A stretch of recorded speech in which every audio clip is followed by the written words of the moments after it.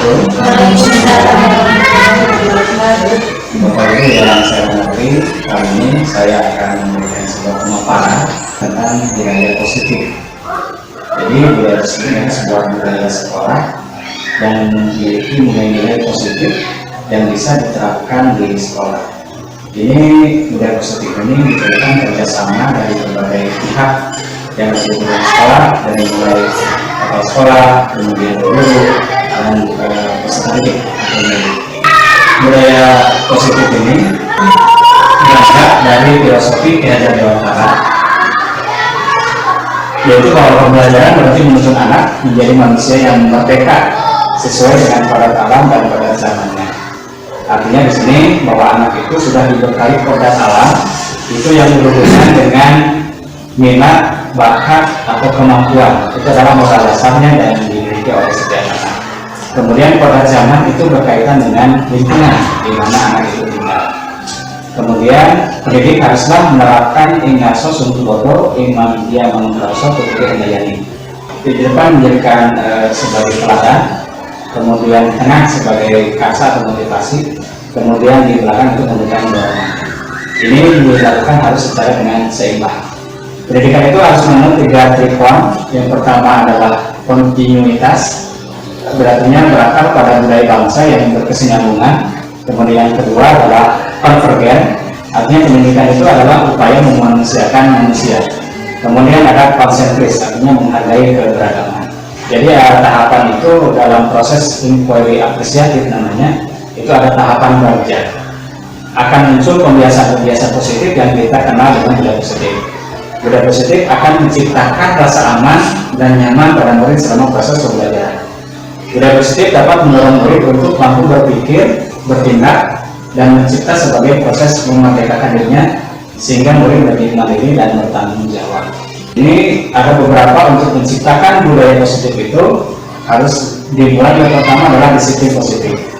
Disiplin positif ini artinya merupakan pendekatan mendidik anak untuk membentuk kontrol diri dan pembentukan kepercayaan diri sehingga mereka bisa berperilaku dan mengatur pada nilai-nilai kebajikan universal dan memiliki motivasi intrinsik, bukan ekstrinsi. Kemudian yang kedua mencari kontrol. Di sini di mana kita itu berusaha memahami pandangan orang lain tentang dunia. Artinya bahwa setiap tindakan yang dimiliki itu ada tujuan, ada motifnya, ada motivasinya, ada dorongannya. Dan kita hanya bisa menentunya itu, tidak bisa menentu orang lain. Jadi model berpikir ini adalah menang-menang. Tadi dari kontrol itu ada yang dinamakan motivasi, ada yang dinamakan hukuman, kemudian ada yang dinamakan dengan penghargaan. Nah, setiap perilaku manusia itu ada memiliki motivasi, ada 3. Yang pertama, motivasinya itu adalah untuk menghindari ketidaknyamanan atau hukuman. Misalkan anak datang ke sekolah itu sampai tepat waktu itu karena dia takut dihukum oleh gurunya, misalkan. Jadi motivasi itu timbul dari untuk menghindari ketidaknyamanan atau hukuman. Kemudian yang kedua adalah untuk mendapat imbalan atau penghargaan dari orang lain.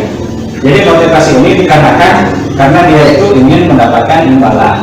Misalkan anak ke depan kelas itu dikarenakan dia akan mendapatkan reward dari dirinya. Nah, ini motivasi ini sebetulnya bukan motivasi intrinsik dari dalam, tetapi motivasi ekstrinsik, artinya dari luar.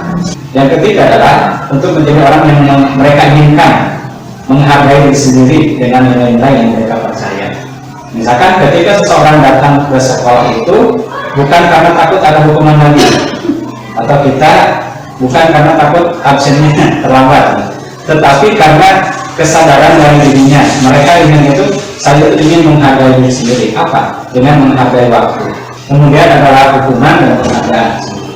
Hukuman itu adalah bentuk pengendalian perilaku seseorang yang bersifat memaksa dan menyakitkan dengan menciptakan identitas gagal.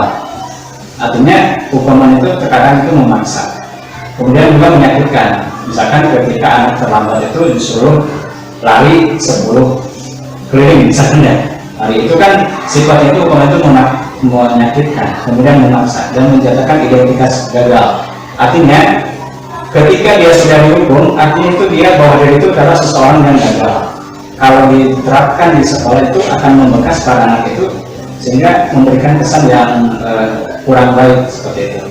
Kemudian penghargaan itu adalah pengembalian dari seseorang dengan sesuatu benda atau peristiwa yang diinginkan, yang dibuat dengan persyaratan hanya jika Anda melakukan hal ini maka Anda akan mendapatkan penghargaan yang diinginkan. Misalkan dalam di sekolah kita itu ada yang membuat bintang, misalkan untuk perilaku anak.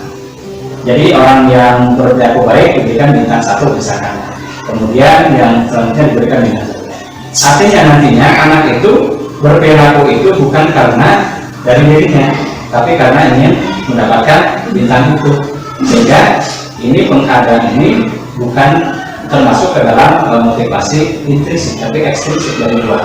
Kemudian apa yang harus kita lakukan? Yang harus kita lakukan, kita di kelas itu adalah menciptakan keyakinan kelas. Jadi di kelas diciptakan bagaimana apa nilai-nilai yang harus dilaksanakan. Itu dari kebajikan universal yang disepakati, yang tersurat dan tersirat, lepas dari latar belakang suku, negara, bahasa, beragama yang dibutuhkan untuk memiliki seseorang. Artinya keyakinan kelas ini kesepakatan kelas yang dibuat berdasarkan nilai dari kebajikan. Jadi di kelas bisa saja dipaham, saya akan berperilaku jujur, saya akan berperilaku disiplin. Itu adalah keyakinan kelas. Setiap manusia itu memiliki kebutuhannya. Apa saja kebutuhan dasar? Yang pertama adalah bertahan hidup, kemudian kasih sayang dan perasaan terima, kemudian kebebasan, kesenangan, dan penguasaan. Ini juga yang menjadi kebutuhan dasar dari siswa atau murid kita. Mereka ingin bisa bertahan hidup di kelasnya. Mereka ingin kasih sayang dan terima. Mereka ingin kebebasan. Mereka ingin kesenangan. Mereka ingin penguasaan. Ketika kebutuhan dasar ini tidak kita penuhi, maka siswa kita akan melaksanakan yang namanya pelanggaran.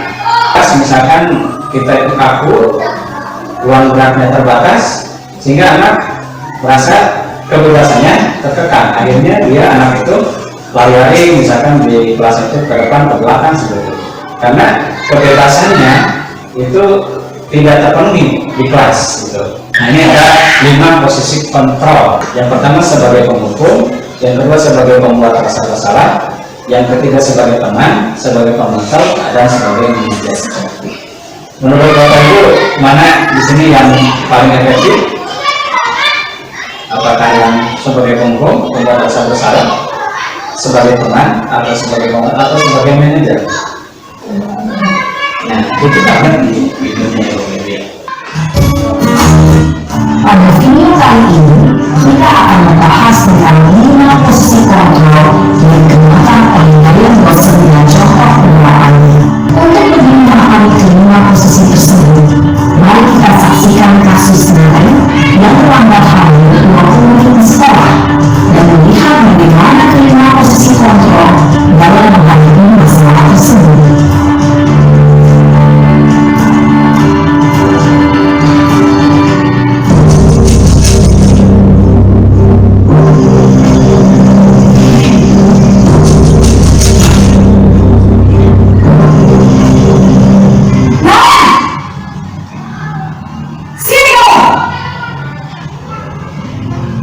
Selamat pagi, Bu. Kamu deh, pasti terlambat. Maaf, saya Apa? Apa coba? Alasan kamu apa lagi? Kenapa sih kamu tidak terlambat? Malas sekali kamu jadi anak. saya Dasar pemalas. Gak mau kapok sih kamu. Sudah berapa kali terlambat? Sana, kamu beli lapangan basket 2 kali. kenapa saya harus beli lapangan basket, Bu? Kenapa? Kamu apa ibu? Berani-beraninya jawab. Sudah terlambat, masih berani jawab pula. Sekarang, keliling lapangan basket 5 kali sekalian. Biar kapok. Cepat. Pergi sana ke lapangan basket. Posisi penghukum biasanya berbicara dengan nada tinggi, menghardik, menunjuk-nunjuk, menyakiti, dan menyindir. Hukuman bisa berupa fisik maupun psikis. Ibu dan bapak guru hebat, dampak yang terjadi pada murid ketika guru berada pada posisi penghukum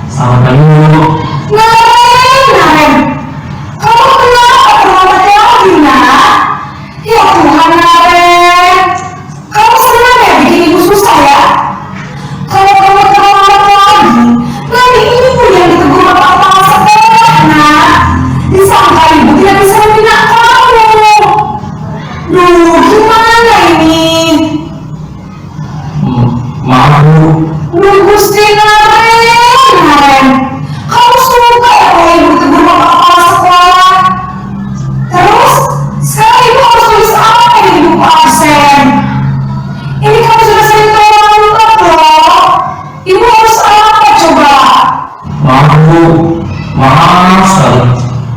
Ya sudah, lain kali jangan bikin ibu susah lagi ya nak ya. Ibu tidak akan apa-apa lagi kalau kamu begini terus. Bisa jantungan kalau ibu tegur bapak kepala sekolah. Sana cepat ke kelas. Maaf ya Bu, maaf sekali. Posisi pembuat rasa bersalah berbicara dengan nada tenang, cenderung lembut, namun kata-kata yang diutarakan membuat Nuri merasa menjadi orang yang gagal, memandang buruk dirinya sendiri, merasa tidak berharga, dan tidak sanggup membahagiakan orang lain.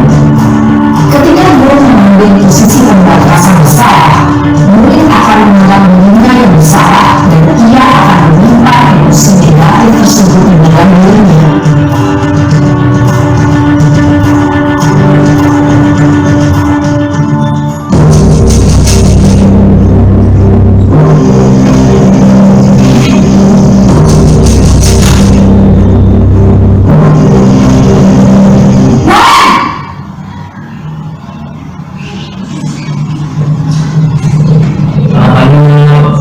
Wah, sudah jam berapa ini nak? Terlambat lagi ya sayang. Iya Bu, habis ibu saya udah mau ke saya Bu. Kamu nyapa ibu kamu. Kamu bukannya apa-apa paling kencang. Kok terlambat sih? Iya Bu, saya mau kamu tadi. Jadi biar saya kencang terlalu kencang Bu. Ya sudah sana, nanti lain kali lainnya udah kencang lagi ya. Biar gak terlambat lagi. Bikin seneng ibu demi ibu. Bisa? Bisa Bu. Ya sudah sana masuk kelas. Ibu beresin urusan absen kamu. Kamu ini ada-ada saja. Dalam posisi tenang, guru berbicara dengan nada suara ramah atau cenderung bersinggah gurau untuk menjaga suasana tetap santai. Murid akan merasa senang, aman, dan akrab dengan guru. Identitas yang tercipta adalah identitas sukses atau berhasil. Namun, perlu diingat, karena ini masih dorongan eksternal, maka ada faktor ketergantungan dari murid kepada orang tertentu. Di sini, guru absennya, sehingga lain waktu, murid bisa berperilaku mirip, namun hanya kepada orang-orang tertentu saja.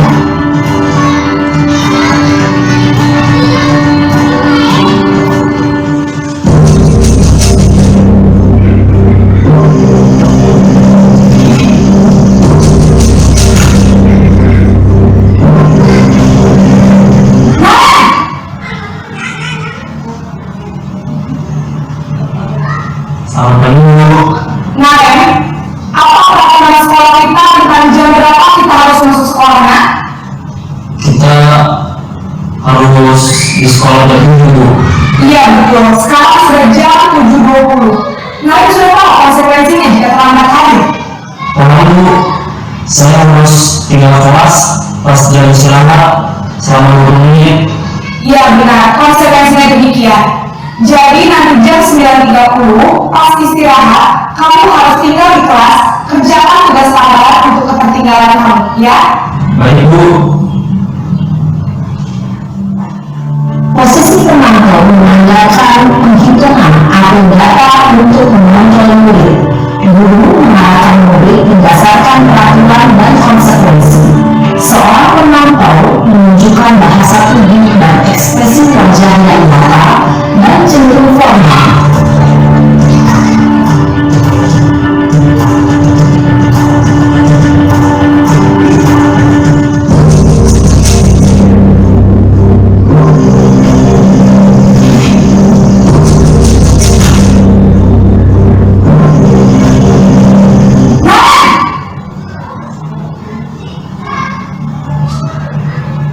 Selamat pagi Bu. Selamat pagi, Naren. Maaf Bu, saya terlambat. Iya, sekolah masuknya jam 7, sekarang sudah jam 7.20. Jadi sekarang bagaimana ini, Naren? Maaf Bu, Saya lepas lawan, saya semalam. Baiklah, menurut kamu, keyakinan sekolah yang mana yang perlu kamu tingkatkan? Menghargai diri sendiri dan orang lain mungkin ya Bu. Setuju. Jadi, apakah kalian meyakini prinsip saling menghormati tersebut? Iya Bu, saya meyakininya. Apakah kalian bersedia memperbaiki masalah keterlambatan ini? Bersedia Bu. Bagaimana kalau kalian memperbaiki masalah keterlambatan ini? Saya akan coba untuk tidak lupa menyetel alarm saya Bu. Baik, kalau kalian lupa menyetel alarm di rumah, ada orang yang kira-kira bisa bantu mengingatkan tidak? Ada Bu, kata saya, Kak Emma. Ada lagi selain Kak Emma? Selain Kak Emma, ada ibu saya. Baik, jadi yang mengingatkan kalian adalah Kak Emma dan ibu kalian. Kira-kira akan dibaca alarm kapan kalian? Setelah sekolah akan segera saya lakukan. Baik, jadi kalian akan setel alarm untuk bangun besok pagi dan akan diingatkan oleh kakak dan ibu dan nenek. Ada lagi yang mungkin perlu dilakukan, kan? Ada tidak terlambat baru lagi? Tidak ada Bu. Baik, Nen. Terima kasih untuk kerjasama kamu. Sekarang kamu perlu kembali ke kelas untuk belajar. Baik Bu, terima kasih. Posisi manajer adalah posisi kontrol yang disarankan untuk membimbing murid memiliki sikap disiplin yang positif, yaitu murid yang mandiri, bertanggung jawab, dan dapat memecahkan masalah. Tujuan dari posisi ini adalah agar murid dapat berefleksi atas tindakannya. Guru akan lebih terus memberikan pertanyaan-pertanyaan bermakna, sehingga membuat murid dapat belajar dari kesalahannya dan mencari sebuah solusi untuk menyelesaikannya. Ibu dan bapak guru hebat, setelah mengamati adegan kelima posisi kontrol baru, kira-kira posisi mana yang paling ideal? Posisi mana yang dapat menunjang motivasi intrinsik murid? Ya, tentu posisi manajer. Posisi ini memang posisi ideal yang ingin dituju setiap murid. Pada posisi inilah guru dapat menerapkan disiplin positif yang berpihak pada murid, yang memerdekakan murid. Perjalanan seorang pendidik tentunya tidak mudah untuk sampai pada posisi seorang manajer. Namun, tujuan kita pasti, yaitu menciptakan murid-murid yang mandiri, merdeka, dan bertanggung jawab. Semoga penggambaran 5 posisi kontrol yang telah diperlihatkan ini dapat menjadi ajar refleksi bagi kita semua, agar dapat terus mengasah dan menerapkan disiplin positif yang memerdekakan murid. Mari terus berlatih dan bersemangat. Selamat menerapkannya. Salam dan bahagia, Ibu dan Bapak Guru hebat. Tadi diterapkan itu dengan menggunakan segitiga restitusi. Nah, apa itu restitusi? Restitusi adalah proses menciptakan kondisi bagi murid untuk memperbaiki kesalahan mereka, sehingga mereka bisa kembali kepada kelompok mereka dengan karakter yang lebih kuat. Dan dalam prosesnya, yang pertama adalah menstabilkan identitas. Dalam menstabilkan identitas ini, contohnya misalkan setiap orang pasti pernah melakukan kesalahan. Kamu bukan satu-satunya yang pernah melakukan ini. Nah, ini artinya kita stabilkan dulu identitasnya. Karena di dalam orang yang melakukan kesalahan, terus kita langsung ini yang kamu lakukan salah, tetap pasti dia akan menolak. Yang kedua adalah dengan validasi tindakan yang salah. Artinya ini misalkan dengan adakah saya lebih efektif untuk mendapatkan apa yang kamu butuhkan, atau kamu tentu punya alasan mengapa membutuhkan itu. Nah, jadi kita validasi ini. Ketika anak terlambat, alasannya apa? Nah, ditentukan oleh anak itu, misalkan karena bangunnya atau kesiangan atau malamnya tidur terlalu larut. Nah, kita validasi bahwa tindakan yang dilakukan itu adalah tindakan yang salah. Nah, kemudian di selanjutnya adalah menanyakan keyakinan. Nah, jadi tadi di video sudah terada, contohnya keyakinan kelas apa yang sudah kita sepakati, atau kesepakatan kelas yang sudah kita seperti apa. Misalkan di sekolah itu kan di mapan misalkan masuk itu pukul 7. Kemudian kamu ingin menjadi seperti apa, orang seperti apa, atau tanyakan keyakinannya bagaimana cara kamu supaya tidak terlambat lagi. Nah itulah proses dalam studi 3 eksekusi. Silakan kalau Bapak Ibu punya masalah atau hal-hal yang belum terbuka, silakan Pak. Ini memang susah ya, kita bicara mengenai ilmu gitu. Tapi kasus kemarin Pak, ini bukan kita coba, ini kasus kemarin senang. Ya. Main juga waktu hari Selasa. Pas tersebut ketika saya menjalankan pelajaran pas ketemu kita, dulu kan memang tuh terus dari awal sampai usulan pelajaran ini pernah tuh jawabannya pas saya malam kurang tidur jam 2. Nah jam 2 ya gitu Pak, saya main game itu perempuan itu nggak ada sama game si apa si bukan si Naya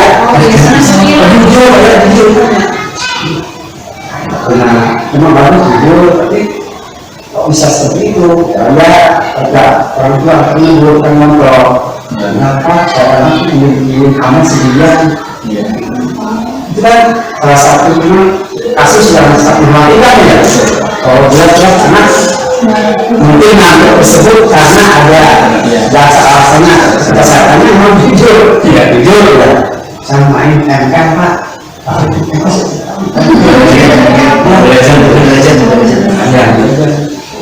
terus nggak pernah dia jujur bercerita saya padanya ya jadi saya memberikan apa namanya dari 5 tersebut memang saya juga secara lemah lembut juga tetap kepada apa jujur ya memang anak ngerti ya Pak saya juga akan lagi dia akan mencoba kasus yang mana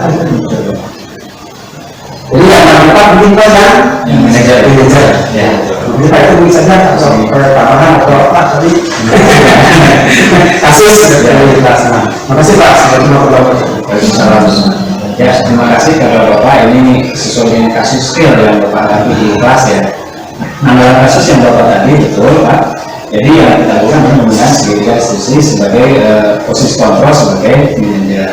Artinya kita panggil anak itu, kemudian kita memberikan beberapa pertanyaan yang bermakna. Jadi ya, yang pertama misalkan setiap orang ditanyakan dulu alasannya seperti apa. Kemudian memang setiap orang pasti mengantuk. Saya juga Bapak juga pernah mengantuk ya, misalkan ya, karena Bapak ini begadang gitu. Kamu memang bukan satu-satunya. Ini untuk stabilkan dulu ya. Kemudian yang kedua ya, kita validasi tindakannya itu salah. Nah, jadi Bapak tanyakan apa alasannya. Nah, ternyata alasannya itu adalah karena dia itu main game. Dan Bapak tanya lagi, apakah main game itu baik untuk kamu? Tidak Pak.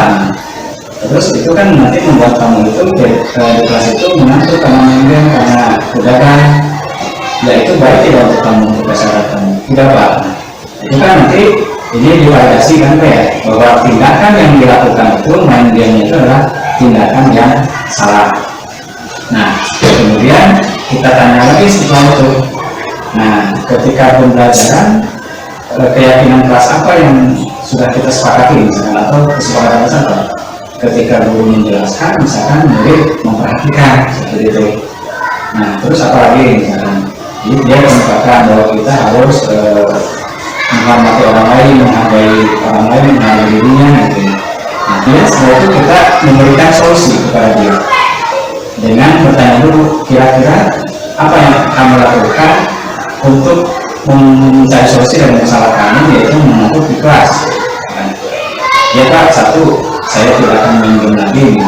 Kemudian yang kedua, saya akan tidur lebih awal misalkan. Nah, jadi dia mencari solusi untuk permasalahannya dia sendiri. Pada saat guru di posisi manajer, aspek yang dikembangkan pada murid adalah motivasi intrinsik, sehingga pengalaman nilai-nilai kebajikan dapat tumbuh dan berkembang menjadi suatu kebiasaan positif yang akhirnya membentuk karakter murid.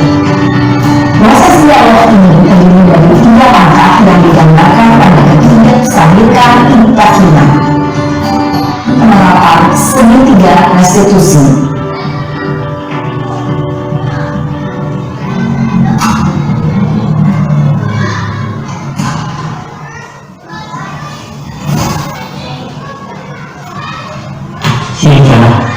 Pak, Sudah lama untuk usaha.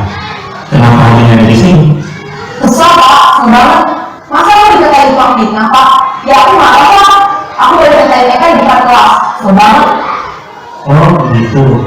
Ya pasti kamu marah dan kesal. Bapak juga akan marah apabila ada yang menuduh Bapak seperti itu. Kemudian pada saat itu kamu melakukan apa? Ya saya langsung makain mereka lah Pak. Kesel banget. Saya bentak-bentak dia depan teman-teman lain. Oh begitu. Pasti kamu melakukan seperti itu karena suatu alasan tertentu kan? Iya Pak, masa saya biasa aja Pak. Ya saya bela diri lah. Masa saya dituduh tukang fitnah? Ya wajar lah.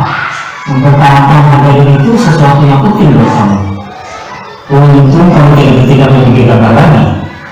Hanya membentak-bentak. Iya Pak. Untung saya masih bersabar dan hanya meminta saja. Sudah benar sekarang Pak. Saya pasti bela diri lah. Ya pasti ya. Tapi kamu memilih untuk tetap bertahan dan bersabar.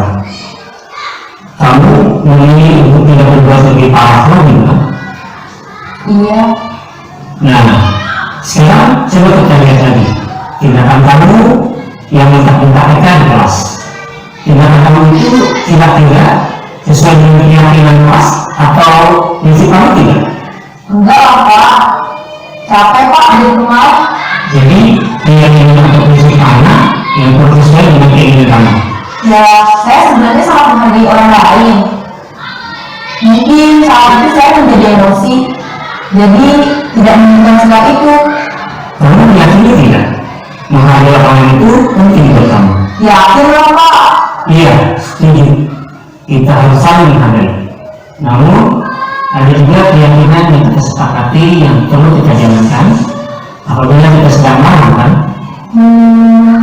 Ya saya bisa lebih proaktif. Mulai dengan diri sendiri. Saya bisa jadi lebih sabar, mengambil waktu jeda untuk berpikir mau apa selanjutnya. Kira-kira kamu bersedia memperbaiki masalah ini tidak? Bersedia Pak. Kalau kamu memperbaiki masalah ini, kamu akan menjadi orang seperti apa? Saya akan menjadi orang yang bertanggung jawab lah ya Pak. Dan senantiasa proaktif. Iya, menurut kamu bagaimana rasanya menjadi orang seperti itu? Yang nyaman lah, bangga bisa bersabar dan menahan diri. Baiklah kalau begitu. Yuk kita pikirkan bagaimana memperbaiki masalah ini. Terima kasih Bapak Ibu. Saya sampaikan sekian dari saya. Assalamualaikum warahmatullahi wabarakatuh.